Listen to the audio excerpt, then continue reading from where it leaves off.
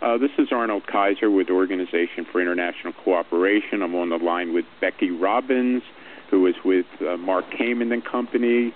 They are a consulting company that sources extraordinary breakthroughs, I would say, for corporations and various organizations. So, Becky, how are you? I'm good, thanks. Hi, Ernie. Okay.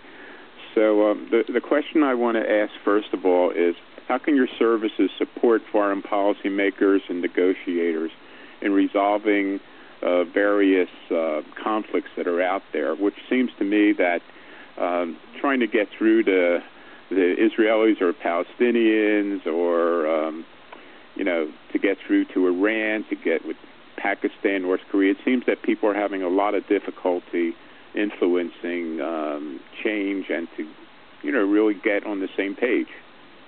Thanks. That's a good question. The long answer, probably. We've done some work in Israel, and I've worked there with Israelis, and people are people everywhere, and they basically have the same desires for their lives and their families. And I think they get caught up in a conversation where they agree on someone's wrong and they're right.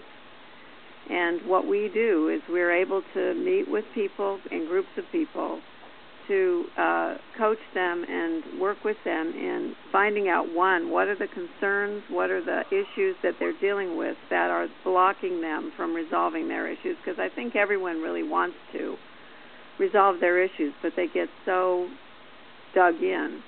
So we find out what the issues really are. We find out what their concerns are. We can work with both sides of the issue, and then we train them in certain distinctions which allow for them to see things from the other side, from the other person's point of view. When you can see something from someone else's point of view, it helps you look at answers differently, resolve issues differently, because you include their point of view. Not that your point of view is right and theirs is wrong, but there are lots of different points of view around an issue. Once they see that, it gives them access to giving things up. It gives them access to being open and honest with each other. Even if they disagree, they can hear each other, which is a breakthrough for most organizations, to just be able to hear the other side. Okay.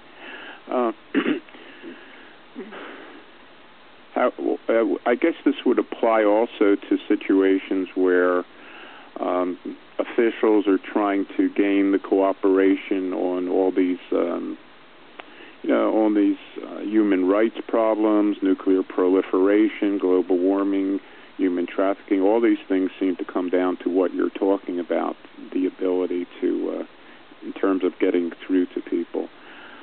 What possibilities would you foresee for officials dealing with or preventing armed conflict? Well, I think it depends on the individual leaders and their commitments.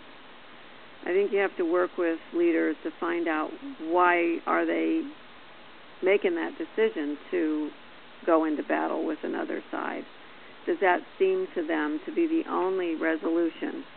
Are there other resolutions? But first you have to find out what they're committed to and enroll them in the possibility of another solution, not just killing other people. Mm-hmm. I think it boils down to killing other people when there's a disagreement or misunderstanding of both sides. Mm-hmm. What if they just don't see any other options? You can't make people see other options, but you can train them in listening and seeing things a different way than their way.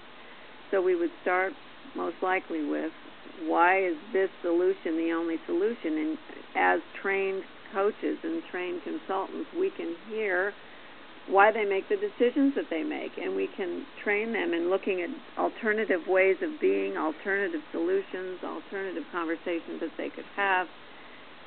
It's not nirvana. It's not like we wave a magic wand. There's a lot of work to do, because there's historically years and years and years and years of the only solution is armed conflict. It doesn't have to be that way, but if you talk to people, like I said earlier, they really want the same things. They want peace, they want prosperity, they want their families to be happy, they want a nice home and a comfortable situation with their wives or husbands, they want an education for their children, And when they see that armed conflict isn't going to give them that, which we can have them see that for themselves, then they start to think, wow, what are we really doing here? And they listen and talk from a different place, a place of, how can I create a possibility that's going to work for everyone, not just what I want? What would you say to an official who doesn't buy the thinking that the other side wants all these positive things? Because I'm sure that a lot of people in international affairs are pretty convinced that there are certain leaders out there who don't want all those good things, who really just want to dominate and control their neighbors. I think there are people who are greedy and that they only want something for themselves. I do think that there are those kinds of people. But I think when you talk to those kinds of people, you can also enroll them in, they'll have more of what they want for themselves when they live in an environment that has a lot of that.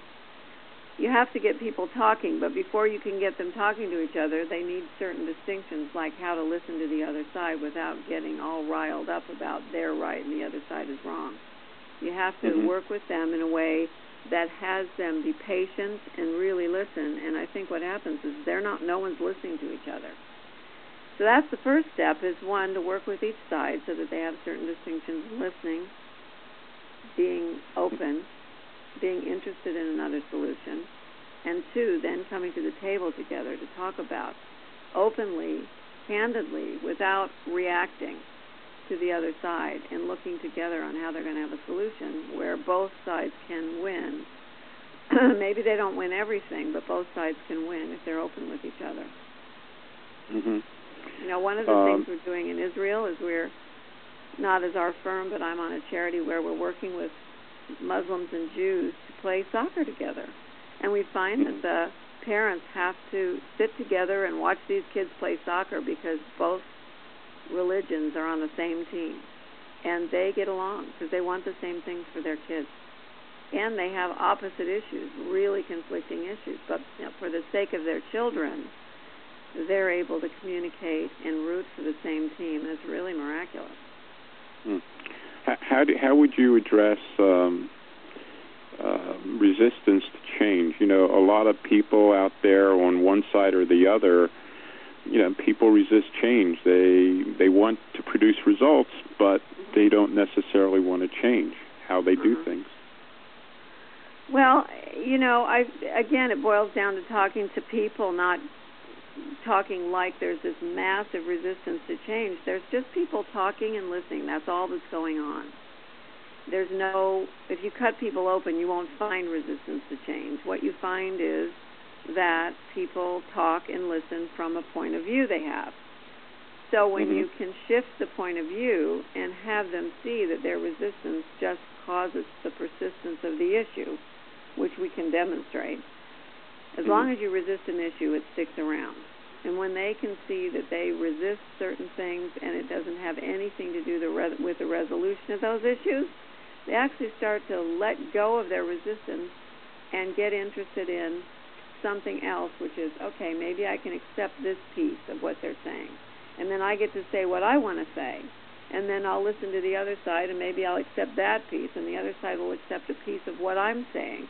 And they start to communicate from, okay, maybe I can accept part of that. Maybe you can accept part of what I'm saying, rather than it's just, you know, lock horns and resist each other, which produces nothing.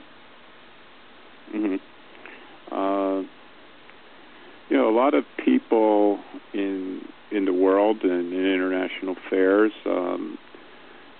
seem to have the point of view that if they're talking, then they're communicating. I've always felt that talking is not communicating. It's not getting on the same page. You have any comment to that? Well, there's, like you said, talking isn't communicating. There's people trying to send messages to each other, like two radio towers beaming a message across to each other. That isn't communication.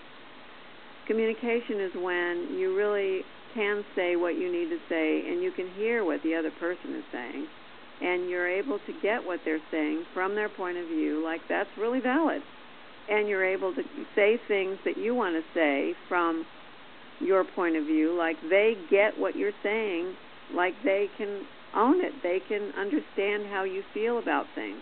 When that happens, then there's a respect that builds. There's an openness and a free-flowing dialogue that allows people to say what they maybe haven't been able to say, they've been afraid to say, or they've been determined that the other person won't hear. And when you are left with something where you're sure somebody else can't hear it, you're stuck with it, and you keep saying the same thing over and over again, and you don't produce anything.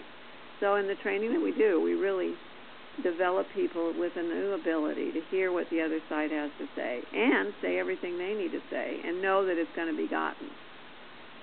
How would you say that politicians, policymakers, et cetera, can overcome long-standing mistrust between governments or groups or parties, whatever? Well, again, it boils down to the individuals being interested in conflict resolution and peace. They have to be interested in that. If they're interested in just fighting about something, we can't make them be interested in it. But it doesn't have to be everybody. Gandhi was one person, and he took a stand for nonviolent resolution of getting the British out of India, which he accomplished. Now he lost his life, and in some cases people have lost their lives when they take a stand for something. But it doesn't have to be everyone that does that. It has to be key leaders that are able to influence the people that follow them, that we're going to have a resolution here, and we're going to do it a particular way, and it will work. And it may take a while. It's not like we go in and talk to them and it's all pie in the sky and wonderful. Sometimes that happens, but generally there's a lot of work to do. First, you have to complete the past with people, and that takes something. And you have to forgive other people sometimes. You have to accept what they're saying. You have to be willing to hear what they say without getting so justified that you're right that you can't hear them. So there's a lot of work to do with people so that they can open up and, at least not have to react all the time. But it's miraculous when you listen to people and you're reaction-free. You can hear what people are saying, and you can hear that it's valid for them, and you don't always have to react. What would you say to, let's say, the Israelis, for instance, where they would say that, well, we've given in to Gaza, we've done this, we've done that, and no matter what we do, we end up with trouble with these people, quote-unquote, Palestinians. What would you say about that? I do think that people think they've done everything they can, and if it isn't resolved, they haven't done everything that they can do.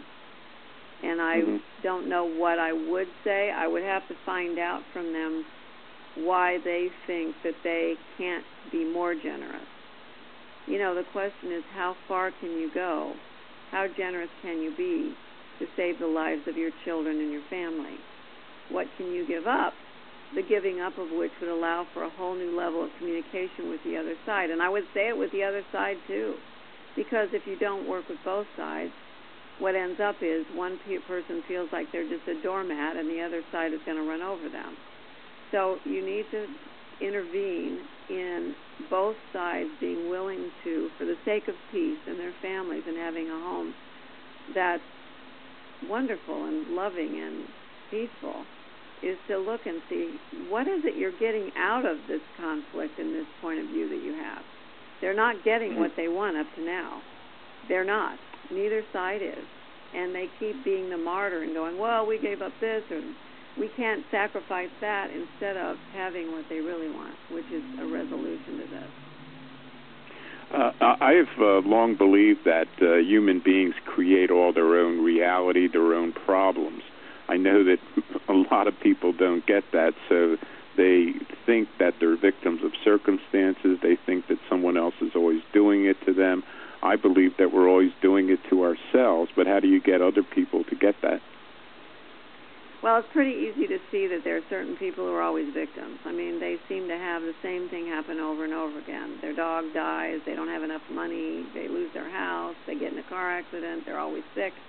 And it seems to be the same people having the same kind of problems over and over again. On the other hand, you have people who are really happy and they're successful and their families work and they seem to have a silver spoon in their mouth and magic around them. This isn't an accident. People talk to themselves and they listen to themselves about how hard life is or how great life is, and they believe that it's true. And when you have that mindset that I'm a victim and I have to suffer, or life is hard, or life is great and I have an amazing family and I'm successful, you get to live that life, and it's not just this pie in the sky, new age thing.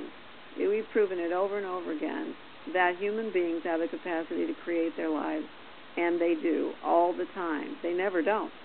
And if they keep listening to that internal monologue in their head, they're going to get what they get. You can shift that. People's brains and their capacity to create is enormous, and we know that. Through these trainings, can they get to that? Yes, absolutely.